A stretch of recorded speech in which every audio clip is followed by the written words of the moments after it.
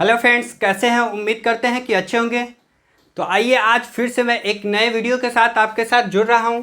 और ये मेरा वीडियो जो होने वाला है, ये वीडियो होने वाला है class tenth biology chapter number 2 श्वसन। जो चैप्टर नंबर 2 है श्वसन, इसका ही आज हम लोग एक वीडियो लेकर आए हैं।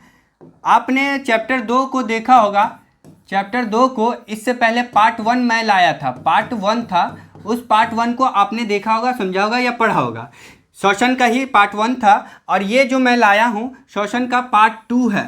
ये पार्ट 2 वीडियो है जो इस चैप्टर का पार्ट 2 होने वाला है। और इसमें आज मैं और भी जो भी कुछ टॉपिक्स रह गए थे या इनके अलावा टॉपिक्स रह जाएंगे, उन सभी को मैं क्लियर करूंगा। जो टॉपिक आज हम लोग पढ़ने वाले हैं, उन सभी टॉपिक के बारे में आज इस वीडियो के माध्यम से मैं आपको बताऊंगा। बहुत ही खास रहने वाला है यह वीडियो और बहुत ही इंटरेस्टेड रहने वाला है वीडियो। तो आप इस वीडियो में देखेंगे कि क्या क्या खास होने वाला है, कौन सी टॉपिक हमारे खास है जिससे एग्जाम में क्वेश्चन बनते हैं।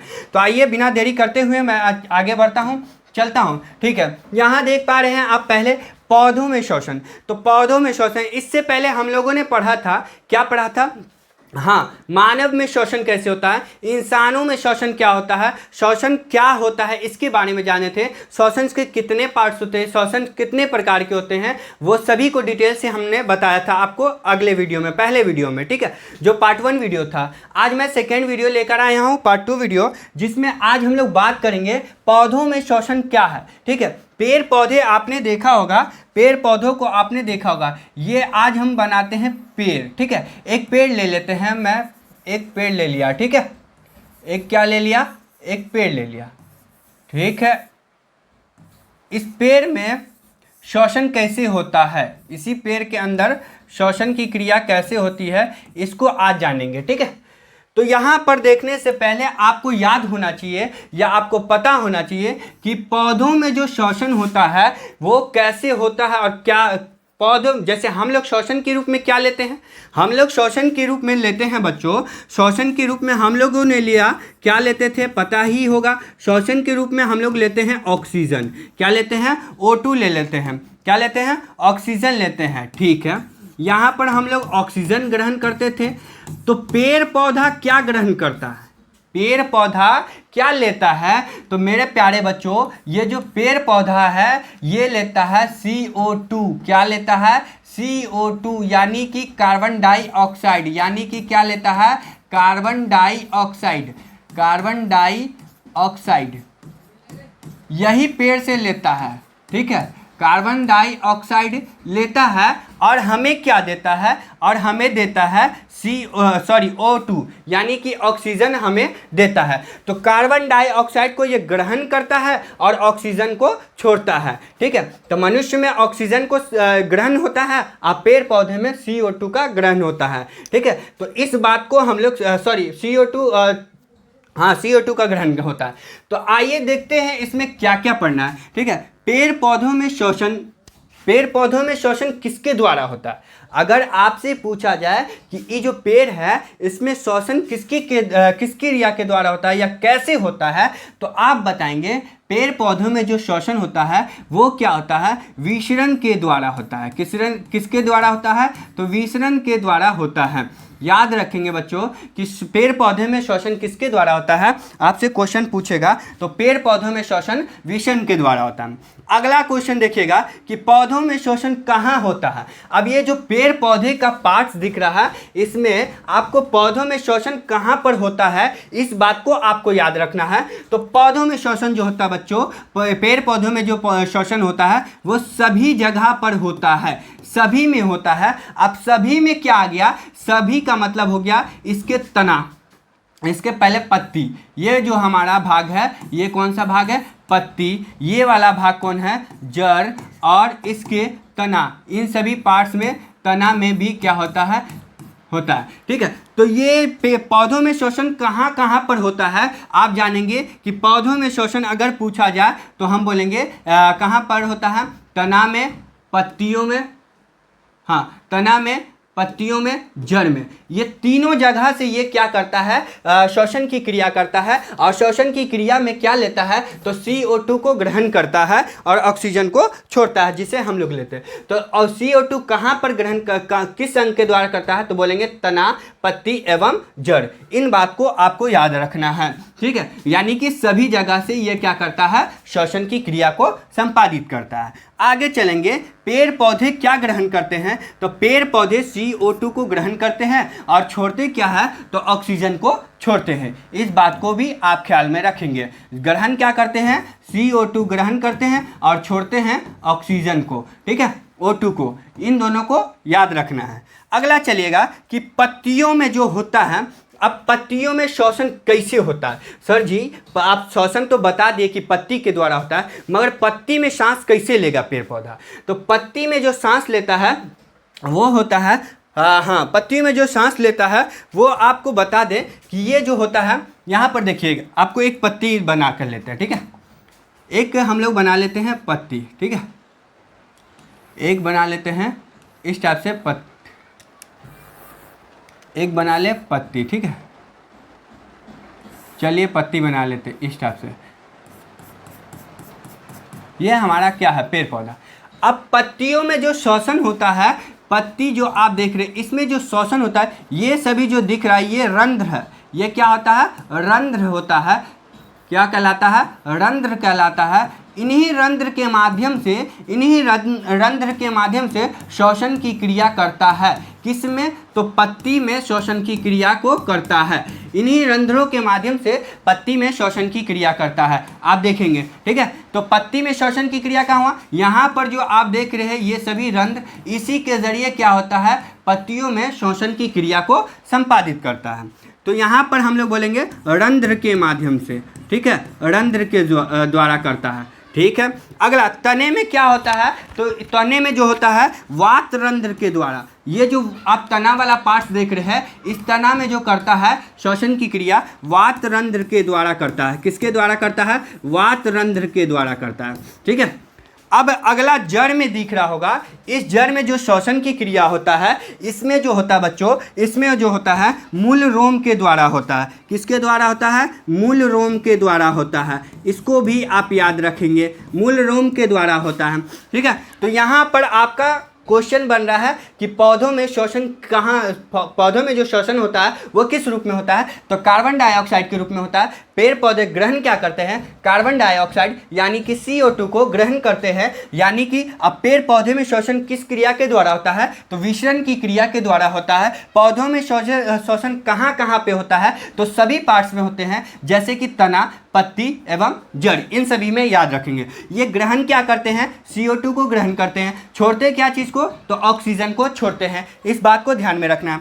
पत्ती में श्वसन की क्रिया कहाँ पर होती है, तो रंध्र में होती है। अब तने में श्वसन की क्रिया कहाँ पे होती है, तो वात रंध्र में होती है। जड़ में कहाँ पर श्वसन की क्रिया होगी, तो मूल रोम में होगी। इन सभी बातों को आपको ध्यान में रखना है ताकि आपका क्वेश्चन ना छूट पाए। आगे चलेंगे, अगला देखेंगे। देखिए अगला टॉपिक जो हम लोगों का है, इसमें जो आपका जो मेन टॉपिक है, यानी कि जीवों में, जीवों में श्वसन। अब देखिए जीवों में श्वसन, इसके अंतर्गत आता है एक कोशिकीय जीव और बहुकोशिकीय जीव।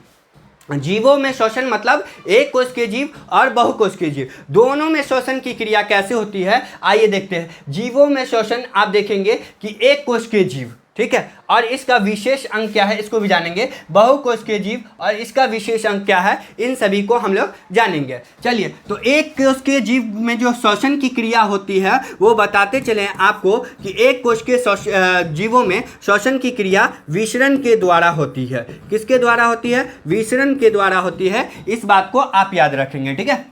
विसरण की क्रिया के द्वारा होती है, क्योंकि ये विसरण की क्रिया के द्वारा ही होती है।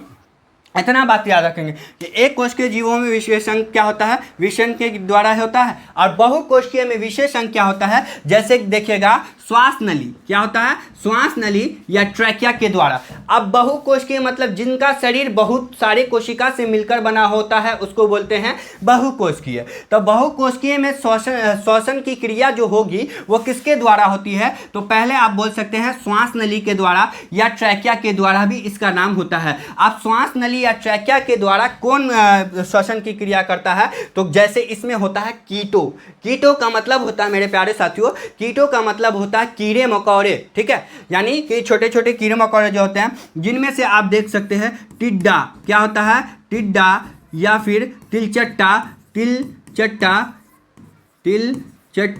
ये सभी क्या है, इनमें जो होता है श्वास नली या ट्रैकिया के जरिए क्या होता है, इसमें क्रिया होती है। श्वास नली या ट्रैकिया के, आपसे क्वेश्चन एग्जाम में पूछेगा कि श्वास नली या ट्रैकिया किसका श्वसन अंग है, तो आप बताएंगे यानी कि टिड्डा और तिलचट्टा का श्वसन अंग है, यानी कि कीटों का श्वसन अंग है। आगे आपका लिखा हुआ दिख रहा होगा कि मछलियों का श्वसन अंग क्या है। अब मछली का जब से आपसे पूछे क्वेश्चन, जब भी पूछेगा तो इसका बोलेंगे क्लोम, क्या बोलेंगे, क्लोम, और एक और नाम होता है अथवा गिल्स, क्या बोलेंगे, गिल्स। ये दोनों के जरिए ये क्या करता है, मछली जो होता है वो श्वसन की क्रिया को संपादित करता है, क्लोम अथवा गिल्स, इन दोनों के माध्यम से। अब देखो कि मछली का एक और बात बता दें, मछली जो होते हैं मछली जो होती है ये जो होते हैं किससे ऑक्सीजन लेते हैं, तो जल में घुलित, किसमें, जल में घुलित ऑक्सीजन O2 का क्या करते हैं, उपयोग करते हैं। किसके ज़रिए करते हैं, तो गिल्स के ज़रिए करते हैं। किसके ज़रिए करते हैं, तो गिल्स के ज़रिए करते हैं, या क्लोम के ज़रिए करते हैं, या किसके ज़रिए करते हैं, क्लोम के ज़रिए करते हैं। इस बात को याद रखना है। मछलियों में गिल्स कितना होता है, मछलियों में गिल्स 2 समूहों में होता है। अब मछलियों में गिल्स कहाँ पर होता है, तो आँख के ठीक क्या होता है, पीछे, और सिर के पार्श्व भाग में होता है, याद रखेंगे। अब प्रत्येक गिल्स में क्या होते हैं, श्रृंखलाबद्ध तरीकों से, किस तरीकों से, श्रृंखलाबद्ध तरीकों से क्या होता है, इस श्रृंखलाबद्ध तरीकों से कई गिल्स इसमें क्या होते हैं, व्यवस्थित होते हैं, क्या होते हैं, तो व्यवस्थित होते हैं। इस बात को आप ध्यान में रखेंगे, ठीक ना। मछलियों में गिल्स क्या हो, मछलियों में क्या होता है, श्वसन अंग कौन होता है, तो क्लोम अथवा गिल्स। अब मछली कहाँ से ऑक्सीजन ग्रहण करता है, तो जल में घुलित ऑक्सीजन का उपयोग करता है। मछलियों में गिल्स अथवा क्लोम के जरिए क्या होता है, श्वसन की क्रिया होता है। मछलियों में गिल्स कितने समूह में होते हैं, 2 समूहों में तो होते हैं। मछलियों में गिल्स कहाँ पे होता है, तो आँख के पीछे, कहाँ पर, आँख के पीछे, या सिर के पीछे भी बोल सकते हैं, सिर के पीछे पार्श्व भाग में, इन दोनों के पीछे ही होता है, ठीक है, इन दोनों के पीछे होता है, ठीक है। अब ये कैसे व्यवस्थित होते हैं, तो श्रृंखलाबद्ध तरीकों से व्यवस्थित होते हैं, ठीक ना। प्रत्येक गिल्स श्रृंखलाबद्ध तरीकों से क्या होते हैं, व्यवस्थित होते हैं, ठीक ना। अब याद रखेंगे, आगे चलते हैं। अगला टॉपिक है हम लोगों का मनुष्य में। अब देखो क्वेश्चन आपसे पूछेगा कि मनुष्य का श्वसन अंग कौन है, तो या फिर जीव जंतु का श्वसन अंग कौन है, या उच्च वर्गीय जंतु का श्वसन अंग कौन है। तो मनुष्य हो या जीव जंतु हो या उच्च वर्गीय हो, उच्च वर्गीय का मतलब होते हैं बड़े बड़े जीव जंतु, उसका श्वसन अंग कौन होता है, तो इसका श्वसन अंग होता है, बच्चे बताते चले आपको, इसका श्वसन अंग होता है, हाँ, इसका जो श्वसन अंग होता है आपको यहाँ बता दूं, मनुष्य हो या फिर उच्च वर्गीय जंतु हो, ठीक है। मनुष्य का श्वसन अंग आपको याद रखना है, फेफड़ा होता है। मनुष्य का श्वसन अंग कौन होता है, फेफड़ा होता है। उच्च वर्गीय जंतु हो, इसमें क्या होता है श्वसन अंग के लिए, उच्च वर्गीय जंतु के लिए श्वसन अंग कौन होता है, ये भी क्वेश्चन आएगा। तो इसमें भी क्या होता है, फेफड़ा होता है। उच्च वर्गीय जंतु में श्वसन के लिए फेफड़ा पाया जाता है। अब क्वेश्चन यहाँ पर आएगा कि पक्षियों में श्वसन के लिए क्या पाया जाता है, तो पक्षियों में भी श्वसन के लिए फेफड़ा पाया जाता है। क्या पाया जाता है, तो पक्षियों में श्वसन के लिए फेफड़ा पाया जाता है, ठीक है। अब मेंढक में क्या पाया जाता है, तो मेंढक के लिए कई अंग पाए जाते हैं। जैसे देखिएगा मुंह की परत, जो मेंढक होता है उसका ऊपर वाला जो मुंह होता है उसकी परत के द्वारा भी यह श्वसन की क्रिया को करता है, यह श्वसन की क्रिया को संपादित करता है। उसके बाद आप बोल सकते हैं इसमें त्वचा के जरिए, किसके जरिए, त्वचा के जरिए, या फिर किसके जरिए बोल सकते हैं, फेफड़ा के जरिए, ठीक ना। फेफड़ा के माध्यम से, इन सभी के माध्यम से क्या होता है, इसमें शोषण करता है। कौन शोषण करता है, तो मेंढक शोषण करता है। और ये मेंढक शोषण कहाँ पर करता है, तो पानी अथवा यानी स्थल पर भी यह शोषण क्रिया करता है। दोनों जगह पर यह क्या कर सकता है, शोषण की क्रिया को संपादित कर सकता है। ध्यान में रखेंगे, ठीक ना। मेंढक मुंह की परतों से शोषण करता है, या त्वचा से या फिर फेफड़ा से। अब यह शोषण की क्रिया तीनों अंगों से कर लिया, बट कहाँ कहाँ कर सकता है, तो पानी और स्थल दोनों पर, जमीन दोनों पर कर सकता है, ठीक ना। इस बात को आप ध्यान में रखेंगे। अगला चलेंगे, अगला टॉपिक हम लोग देखेंगे। चलिए, अब यहाँ तक जो मैंने समझाया था, आपको समझाया था शोषण क्या होता है, शोषण के बारे में पढ़े थे, वायवीय शोषण, अवायवीय शोषण, उनके बारे में डिटेल पढ़े थे। और अभी जो मैंने पढ़ाया आपको जीवों में, एक कोश के जीव, बहुकोश के जीव, उससे पहले आपको पढ़ाया पेड़ पौधों में कैसे शोषण होता है। अब इसका कुछ क्वेश्चंस आ जाते हैं, टेस्ट के तौर पे हम मान लेते हैं। कुछ क्वेश्चन यहाँ पर आप देखेंगे, कुछ क्वेश्चन को हम लोग देखते चलेंगे कि क्या क्या क्वेश्चन बनता है यहाँ से, ठीक है, क्या क्या क्वेश्चन बनता है यहाँ से। तो आप देखेंगे, हाँ देखिए, पहला क्वेश्चन हम लोगों का है कि शरीर में ऊर्जा का निर्माण किससे होता है। आप लोग फटाफट कमेंट में बता सकते हैं कि हमारे शरीर में ऊर्जा का निर्माण क्या हो रहा है, किससे होता है। तो हम लोग जब याद करिए कि श्वसन पढ़े थे, तो जब हम लोग सांस लेते हैं तो क्या होता है, हमें ऊर्जा प्राप्त होता है कि नहीं। तो हमारे शरीर में ऊर्जा का निर्माण किससे होता है, श्वसन से होता है। याद रखेंगे, श्वसन से होता है, ठीक है। अगला क्वेश्चन पढ़िए कि ऊर्जा का मुद्रा कौन होता है। ऊर्जा का जो मुद्रा किसे कहते हैं, आप याद करिए, एटीपी को कहा जाता है। किसको कहते हैं, एटीपी को। किसको, एटीपी का एडिनोसाइन ट्रांसफॉर्माइन ऐसे ट्रांसपोर्ट होता था, ठीक है। तो एटीपी को आप याद रखेंगे। आप उसके बाद है, तीसरा है जैव ऊर्जा के नाम से, जैव ऊर्जा के नाम से किसे जाना जाता है। तो जैव ऊर्जा के नाम से भी एटीपी को जाना जाता है, इस बात को याद रखेंगे, ठीक है। जैव ऊर्जा के नाम से किसे जाना जाता है, तो एटीपी को जाना जाता है। उसके बाद है, हाँ क्वेश्चन अगला देखेंगे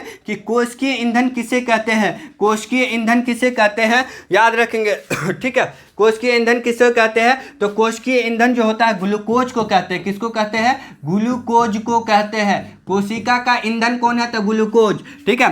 कोशिका का पावर हाउस किसे कहते हैं, तो कोशिका का पावर हाउस किसको कहते हैं, माइटोकॉन्ड्रिया को कहते हैं। किसको कहते हैं, कोशिका का पावर हाउस किसे कहते हैं, तो माइटोकॉन्ड्रिया को कहते हैं। आप लोग भी बता सकते हैं, ठीक है, आप लोग भी बता सकते हैं कमेंट में कि क्या होता है, ठीक है। कॉन्ड्रिया को कहते हैं, कॉन्ड्रिया को कहते हैं, ठीक है। आगे देखेंगे, मनुष्य में श्वसन अंग होते हैं। मनुष्य में श्वसन अंग कौन कौन होते हैं, हाँ तो मनुष्य में श्वसन अंग होते हैं नाक, नासिका या फेफड़ा, ठीक है। इसको भी बोल सकते हैं, मनुष्य में श्वसन अंग कौन होते हैं, तो फेफड़ा होता है, ठीक ना, फेफड़ा होता है। अभी तो आपने पढ़ा मनुष्य का श्वसन अंग कौन होता है, फेफड़ा होता है। पेड़ पौधे किस क्रिया के द्वारा श्वसन करते हैं, पेड़ पौधे किस क्रिया के द्वारा श्वसन करते हैं, विसरण की क्रिया के द्वारा श्वसन करते हैं, विसरण की क्रिया के द्वारा श्वसन करते हैं। तो यहाँ पर 7 क्वेश्चन है, आगे क्वेश्चन को देखेंगे। अगला क्वेश्चन देखिएगा, किस प्रकार के श्वसन में लैक्टिक अम्ल जम जाता है। किस प्रकार का श्वसन है जिसमें लैक्टिक अम्ल जम जाता है, याद रखेंगे, ठीक है।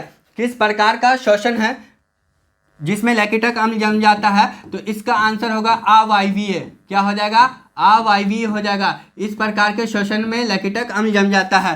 किस प्रकार के श्वसन में एथेनॉल और CO2 का निर्माण होता है, तो इसमें भी होगा, क्या होगा, अवायवीय। क्या हो जाएगा, इसका आंसर भी हो जाएगा अवायवीय, ठीक ना, अवायवीय। अवायवीय श्वसन में ये सब देखने को मिलता है, एथेनॉल और कार्बन डाइऑक्साइड का निर्माण होता है। पूर्ण विखंडन किसमें होता है, तो इसमें होता है, किसमें होता है, कौन सी श्वसन में होता है, वायवीय श्वसन में। किसमें होता है, वायवीय श्वसन में होता है, इस बात को याद रखेंगे। अगला क्वेश्चन है, किस प्रकार के श्वसन में अधिक ऊर्जा मुक्त होता है, तो अधिक ऊर्जा याद करिए, वायवीय और अवायवीय जब पढ़ते हैं तो अधिक ऊर्जा वायवीय में होता है और कम ऊर्जा अवायवीय में होता है, ठीक है। उसके बाद अवायवीय श्वसन किस में होता है, तो अवायवीय श्वसन किस में होता है, याद करें, अवायवीय श्वसन किस में होता है, हाँ अवायवीय श्वसन किस में होता है, देख लेंगे एक दफ़ा। हाँ, अवायवीय जो श्वसन होता है, अवायवीय जो श्वसन होता है कोशिका द्रव में होता है। अवायवीय श्वसन किस में होता है? कोशिका द्रव में होता है। ठीक है, कोशिका द्रव में होता है। ठीक, वायवीय श्वसन कितने चरणों में होता है? इसका भी आंसर आप देख सकते हैं, 2 चरणों में होता है। कितने चरणों में? 2 चरणों में। एक दफ़ा फिर से रिपीट करेंगे, ठीक है। वहाँ पर कुछ प्रॉब्लम आ रहा था, इसके लिए थोड़ा सा डिस्टर्ब हो रहे थे। ठीक है, देखिए यहाँ पर कि किस प्रकार के श्वसन में लैक्टिक अम्ल पाए जाते हैं, तो अवायवीय श्वसन। किस प्रकार के श्वसन में एथेनॉल और कार्बन डाइऑक्साइड का निर्माण होता है, तो अवायवीय श्वसन। उसके बाद पूर्ण विखंडन किस में होता है, तो वायवीय श्वसन में। किस प्रकार के श्वसन में अधिक ऊर्जा मुक्त होता है, तो वायवीय श्वसन में। ठीक है, वायवीय श्वसन में। ठीक ना, इस बात को आप ध्यान रखेंगे। आगे है अवायवीय श्वसन किस में होता है, तो कोशिका द्रव में होता है। वायवीय श्वसन कितने चरणों में होता है, तो 2 चरणों में होता है। अगला क्वेश्चन देखेंगे। अगला क्वेश्चन है वायवीय श्वसन में कितना ऊर्जा मुक्त होता है, तो याद कर दिए कि वायवीय श्वसन जो होता है इसमें कितना ऊर्जा मुक्त होता है, तो 38 ATP। कितना? 38 ATP। ठीक ना, इस बात को ध्यान रखेंगे। उसके बाद श्वसन की क्रिया मनुष्य में 1 मिनट में कितनी बार हो सकती है या करता है? जब जो मनुष्य होता है तो सांस लेता है, उस दरमियान श्वसन 1 मिनट में कितनी बार श्वसन की क्रिया को कर सकता है, तो यहाँ पर याद रखेगा 16 से लेकर 18 दफ़ा क्या कर सकता है, श्वसन की क्रिया को कर सकता है। अगला क्वेश्चन, पौधों में श्वसन अंग कौन है, तो पौधों में श्वसन अंग कौन है? सभी होते हैं, अभी तो बता है। ठीक है, जड़, तना एवं पत्ती। अगला क्वेश्चन देखेंगे, ग्लूकोज के आंशिक विखंडन से एथेनॉल और कार्बन डाइऑक्साइड का क्या कहलाता है, तो इसका क्या कहलाता है? किण्वन कहलाता है। क्या कहलाता है? किण्वन कहलाता है। इस बात को याद रखेंगे। ठीक है, अगला देखिए, वायवीय श्वसन का दूसरा चरण कहाँ होता है, तो वायवीय श्वसन का दूसरा चरण माइटोकॉन्ड्रिया में होता है। माइटोकॉन्ड्रिया में होता है। ड्रिया में होता है। ठीक है, इस बात को भी आप ध्यान में रखेंगे। अब प्रथम चरण कोशिका द्रव में होता है, इसको भी याद रख सकते हैं। ठीक है, अगला है 19वां, एक कोशिकीय जीव। एक कोशिकीय जीव में श्वसन की क्रिया किसके द्वारा होता है, तो एक कोशिकीय जीव में श्वसन की क्रिया अभी तो बता है किसके द्वारा होता है, विसरण के द्वारा होता है। किसके द्वारा होता है, तो विसरण के द्वारा होता है। ठीक ना, आगे है कम ऊर्जा किस श्वसन में मुक्त होता है, तो अवायवीय में। किस में, तो अवायवीय में, इसमें कम ऊर्जा मुक्त होती है। ठीक ना, इतने क्वेश्चन को आप देख सकते हैं। ये सारे क्वेश्चन आपके स्क्रीन पर दिख रहे हैं। अब ये सारे क्वेश्चन आपको याद रखना है, इस चैप्टर से ऑब्जेक्टिव निकलता है, ऑब्जेक्टिव बनता है। ठीक ना, आगे चलते हैं। अगला टॉपिक जो हम लोगों का होने वाला है, देखिए अब इस टॉपिक को हम लोग समझेंगे कि यहाँ पर स्वच्छवास क्या लिखा हुआ, श्वासोच्छ्वास। ठीक ना, तो इसमें क्या होता है इसके बारे में जानेंगे। श्वासोच्छ्वास क्या होता है कि इसमें जो होता है कि देखिए वायुमंडल के हवा को, किसको, वायुमंडल के हवा को, वायुमंडल से जो हवा आती है और हवा के रूप में क्या आती है, तो ऑक्सीजन आती है। हवा के रूप में क्या आती है मेरे प्यारे साथियों, ऑक्सीजन आती है। हवा के रूप में ऑक्सीजन आती है। अब इसी ऑक्सीजन को हम लोग किसके जरिए से, तो नाक या फिर नासिका और श्वास नली के माध्यम से, श्वास नली के माध्यम से हम लोग कहाँ भेजते हैं, फेफड़ा में भेजते हैं। कहाँ भेज देते हैं, फेफड़ा में भेजते हैं। किसको, तो ऑक्सीजन को श्वास नली के माध्यम से फेफड़ा में भेजते हैं। ठीक है, अब फेफड़ा में जो गया तो क्या गया, ऑक्सीजन गया।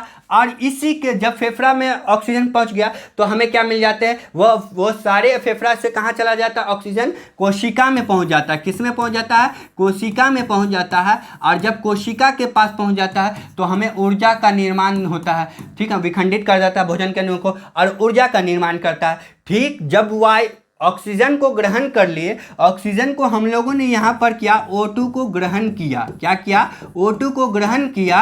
इसी प्रकार अब हम क्या करते हैं, हम जो ग्रहण करते हैं, तो हम लोगों ने ग्रहण किया, ऑक्सीजन को ग्रहण किया। अब हम लोग छोड़ते भी तो है कुछ, तो हम लोग छोड़ते हैं, आपको पता ही है, CO2 यानी कि कार्बन डाइऑक्साइड को छोड़ते हैं। और कार्बन डाइऑक्साइड को जो यही हवा, नाक, नासिका, मुंह के माध्यम से हम लोग जो क्या करते हैं, बाहर छोड़ते हैं कार्बन डाइऑक्साइड को। यही क्रिया को हम क्या कहते हैं, CO2 को क्या करते हैं, छोड़ते हैं। इसी क्रिया को हम लोग क्या कहते हैं, इसी क्रिया को क्या कहते हैं, श्वासोच्छ्वास कहते हैं। ठीक ना, आपको क्वेश्चन आएगा श्वासोच्छ्वास क्या है, श्वासोच्छ्वास क्या है, तो वायुमंडल के ऑक्सीजन को नाक नासिका के माध्यम से फेफड़ा में ग्रहण करते हैं और वहाँ पर फिर CO2 का निर्माण होता है और CO2 को क्या करते हैं, इन्हीं के माध्यम से वापस बाहर निकालते हैं। इस क्रिया को हम श्वासोच्छ्वास कहते हैं। अब इसके कितने चरण होते हैं, तो 2 भाग होते हैं, इसके बारे में जानेंगे, ठीक ना। श्वास कितने भागों में होते हैं, तो इसके 2 भाग होते हैं। यहाँ पर देखिएगा आप, यहाँ पर है पहला प्रश्वास, इस प्रश्वास से होता है, ठीक है, प्रश्वास होता है, हाँ, उसके बाद उच्छ्वास होता है। अब प्रश्वास में जान लेते हैं। प्रश्वास जो है इस क्रिया में आपको याद रखना है, इसमें जो पाए जाते हैं, इसमें नाइट्रोजन पाए जाते हैं। क्या पाए जाते हैं, नाइट्रोजन। क्या पाए जाते हैं, नाइट्रोजन गैस पाए जाते हैं। और नाइट्रोजन गैस कितने प्रतिशत पाए जाते हैं, तो 78% पाए जाते हैं। इसमें फिर आपको ऑक्सीजन कितना पाया जाता है, तो ऑक्सीजन जो होता है वो 17% पाया जाता है। और CO2 जो पाया जाता है वो कितना प्रतिशत पाया जाता है, ठीक ना, वो होता है 4%। इसमें जो होता है 4%, ठीक ना। अब हम लोग याद रखेंगे, जब प्रश्वास की क्रिया में क्या होती है, प्रश्वास का मतलब होता है वायुमंडलीय हवा को हम लोग अंदर ग्रहण कर, जिस दरमियान हम लोग ग्रहण करते हैं ऑक्सीजन को, तो इसमें नाइट्रोजन मिला होता है 78% और ऑक्सीजन 17%, कार्बन डाइऑक्साइड 4%। अब हम लोग इसको छोड़ते हैं, तो छोड़ते हैं कार्बन डाइऑक्साइड यानी उच्छ्वास की क्रिया में। तो इसमें जो छोड़ते हैं मेरे प्यारे साथियों, इसमें जो पाया जाता है, इसमें याद रखेंगे, इसमें जो पाया जाता है, इसमें नाइट्रोजन की संख्या कितनी होती है, तो नाइट्रोजन जो होता है इसमें भी 78% नाइट्रोजन पाया जाता है। उसके बाद आपको याद रखना है, ऑक्सीजन जो होता है वो 21% होता है। अब कार्बन डाइऑक्साइड कितना होता है, तो 0.003%। ये क्या होता है, कार्बन डाइऑक्साइड हम लोग छोड़ते हैं। तो इतना आपको याद रखना है, ठीक ना, ये सबको याद रखना है श्वासोच्छ्वास और प्रश्वास में, ठीक ना। आई होप कि ये सारे आपको समझ में आ गए होंगे। आगे बढ़ते हैं, अगला है हम लोगों का, यहाँ देखिएगा आप लोग अगला टॉपिक देख सकते हैं। अगला टॉपिक क्या है, बहुत खास टॉपिक होने वाला है, ठीक है। अगला जो टॉपिक होने वाला है हम लोगों का वो क्या है, खास टॉपिक होने वाला है, इसको समझेंगे।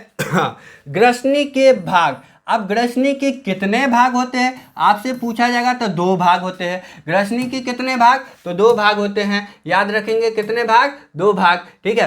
पहला जो होता है वो होता है निगल द्वार और दूसरा होता है कंठ, ठीक ना, जिसको हम बोलते हैं ग्रसनली, ठीक है।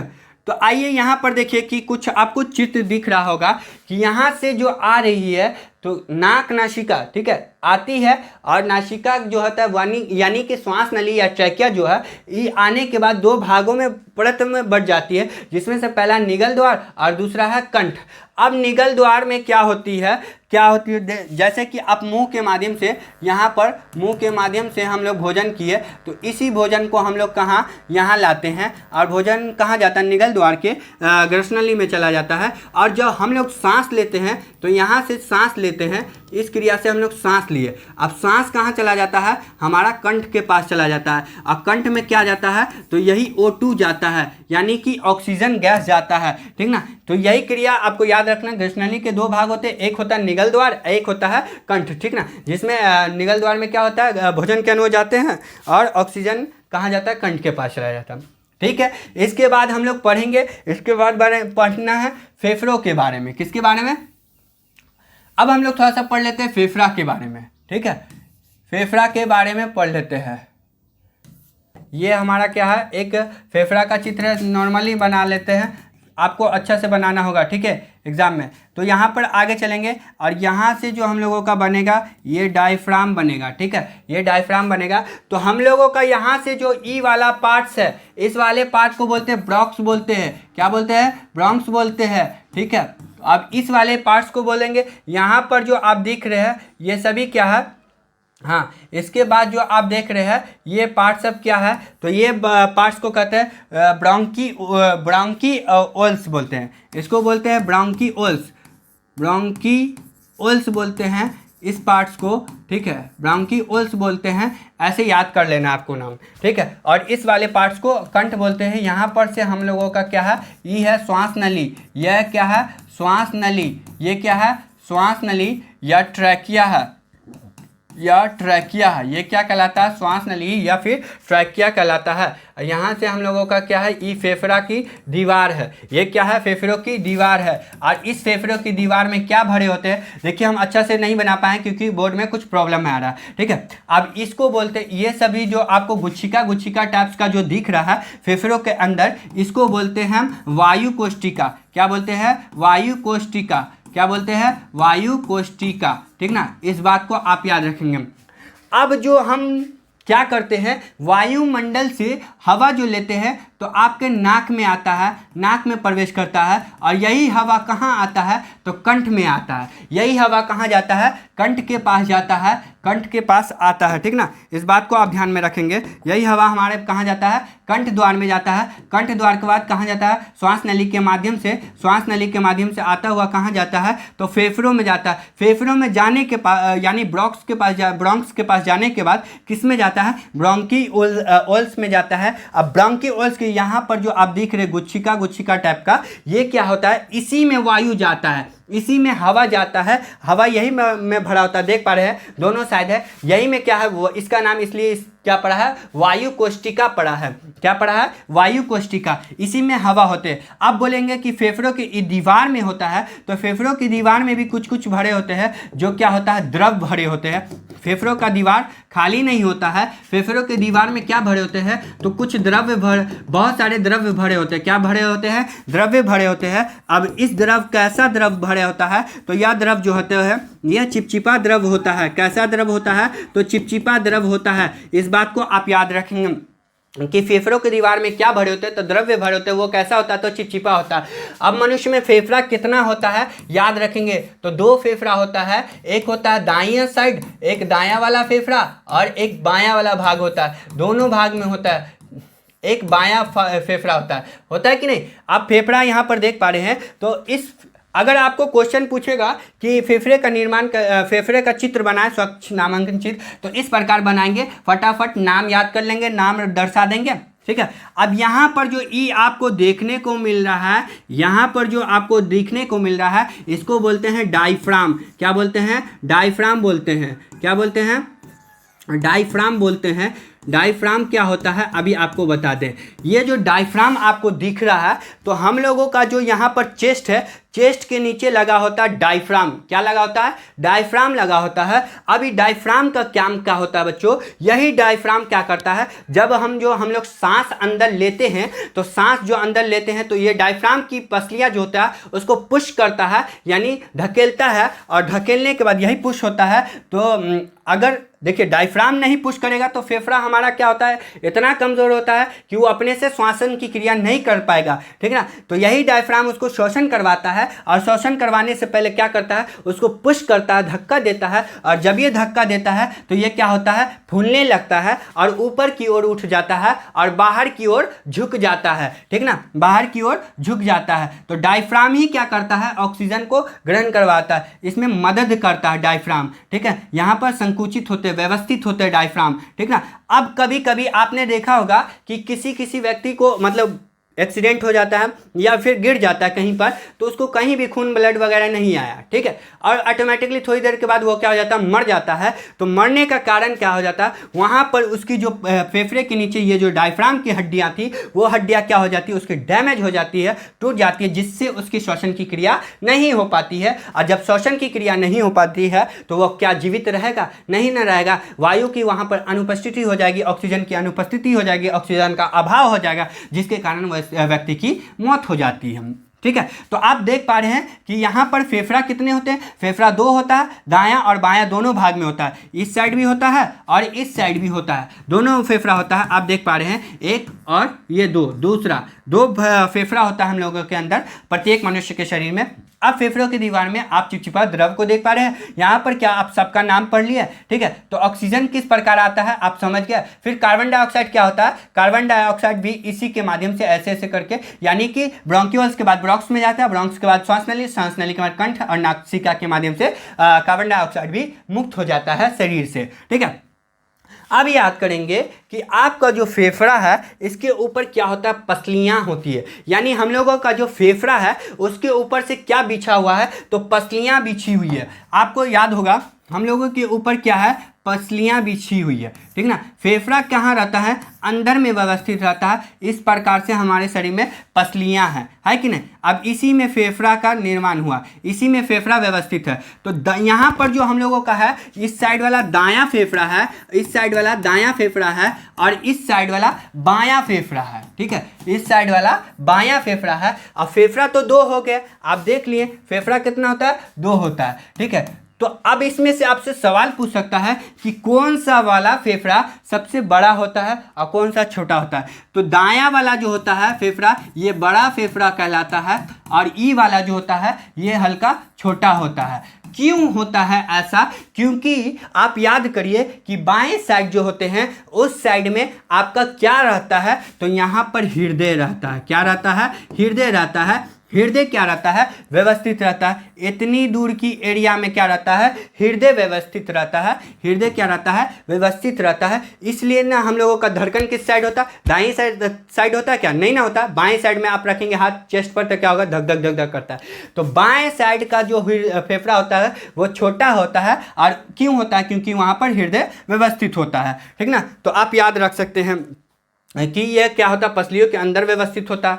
चलिए, तो इसको अगर आप समझ गए होंगे तो आगे बढ़ता हूँ। आगे बढ़ने से पहले आपको बता दूँ, ठीक है। यहाँ पर देखिएगा आप, यहाँ पर क्वेश्चन है कि ट्रैकिया की लंबाई कितनी होती है। यदि आपसे पूछा जाए ट्रैकिया की लंबाई कितनी होती है, तो 11 सेंटीमीटर। कितनी होती है, 11 सेंटीमीटर। व्यास कितनी होती है ट्रैकिया का, तो इसका होता है 16 mm। कितना होता है, 16 mm। छोटा फेफड़ा कौन होता है, बायां वाला। कौन होता है, बाईं की ओर, ठीक है। फेफड़ों के ऊपर क्या होते हैं, पसलियाँ। कितनी जोड़ी पसलियाँ होती है, तो 12 जोड़ी। कितनी जोड़ी, 12 जोड़ी पसलियाँ व्यवस्थित होता है फेफड़ों के ऊपर, ठीक है। प्रत्येक फेफड़ों में वायु कोशिका क्या होती है, हाँ, प्रत्येक फेफड़ा में जो वायु कोशिका होता है 3 × 10⁸ होता है। इतना वायु कोशिका होता है हमारे शरीर में, ठीक ना। जो आपने वायु कोशिका देखा, ये वाला, हाँ, ये वाला जो देख रहे हैं, ऊपर गोच्छिका जो बना हुआ है, ऊपर क्या बना हुआ, गोच्छिका जो बना हुआ है, इसको बोलते हैं वायु कोशिका। और वायु कोशिका की संख्या कितनी होती है, 3 × 10⁸ होता है। इस बात को आप ध्यान में रखेंगे। रक्त और O2 क्या बंद करता है, जब दोनों आपस में मिलते हैं तो शुद्ध रक्त का निर्माण होता है। शुद्ध रक्त का निर्माण होता है, शुद्ध रक्त का निर्माण होता है। अब अगला क्वेश्चन है, रक्त को छानने का काम कौन करता है, ठीक ना। रक्त को छानने का काम कौन करता है, तो इसको छानने का काम करता है, मेरे प्यारे साथियों आपको बता दें, रक्त को छानने का काम करता है किडनी करता है, ठीक ना। किडनी करता है। रक्त को शुद्ध कौन करता है, तो फेफड़ा करता है। रक्त को शुद्ध कौन करता है, फेफड़ा करता है, ठीक ना। अब निमोनिया किससे संबंधित है, निमोनिया किससे संबंधित है, क्वेश्चन आपसे पूछा जा सकता है क्वेश्चन में। हाँ, निमोनिया किससे संबंधित है, हाँ, निमोनिया किससे संबंधित है, एक मिनट, थोड़ा सा तार गिर गया था। निमोनिया किससे संबंधित है, तो निमोनिया एक बीमारी है। क्या है, एक बीमारी होता है, जो क्या होता है आपको बताते चले। निमोनिया हो जाता है, एक बीमारी का नाम है। और ये बीमारी कब होता है, श्वसन की क्रिया होती है, ये श्वसन से संबंधित है। जब हमारे शरीर में यहाँ पर, यानी कि फेफड़ा जो देखेंगे तो यहाँ पर क्या होता है, फेफड़ा के वायु कोशिका में जब हवा क्या हो जाती है, हवा भर जाती है, हवा तो आती है, यही हवा क्या हो जाती है, हल्की हो जाती है, द्रव्य के मात्रा में हो जाती है। तो यहाँ पर हमारा श्वसन की क्रिया ढंग से नहीं हो पाता है, जिससे क्या हो जाता है, सांस फूलने लगता है, तो निमोनिया की बीमारी उत्पन्न होने लगती है। तो निमोनिया आपसे अगर क्वेश्चन पूछेगा निमोनिया किससे संबंधित है, तो निमोनिया बोलेंगे वो बीमारी है, और वो किससे संबंधित है, तो श्वसन से संबंधित होता है। तो आई होप कि ये सारे क्वेश्चन आपको समझ में आया होगा। इसके बाद यहाँ तक अगर आप देख पा रहे हैं कि यहाँ तक आप देख पा रहे हैं कि जो भी टॉपिक्स था आज मैंने आपको यहाँ तक फेफड़ा तक आपको क्लियर करा दिया। यानी श्वसन, उसके बाद पेड़ पौधों में श्वसन, एक कोशिकीय बहुकोशिकीय में श्वसन, उसके बाद हम लोग फेफड़ों के बारे में पढ़े, उसके बाद बहुत सारी चीज़ों अंगों के नाम पढ़े,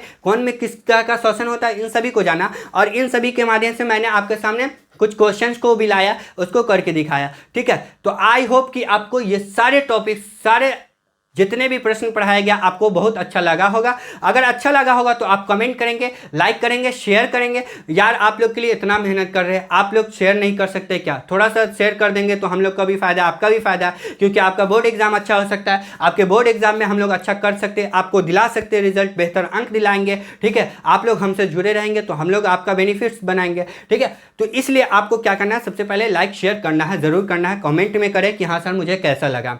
ठीक है, अगर आपको अच्छा लगा होगा तो मैं इसके अकॉर्डिंग एक और वीडियो लाऊंगा इसी चैप्टर से रिलेटेड। फिर मैं आपका सब्जेक्टिव और ऑब्जेक्टिव इसी चैप्टर का कराऊंगा, इसी वीडियो के माध्यम से, यहीं पर कराऊंगा, इसी चैनल के माध्यम से। तो जब तक के लिए रखें अपना ख्याल। जय हिंद साथियों।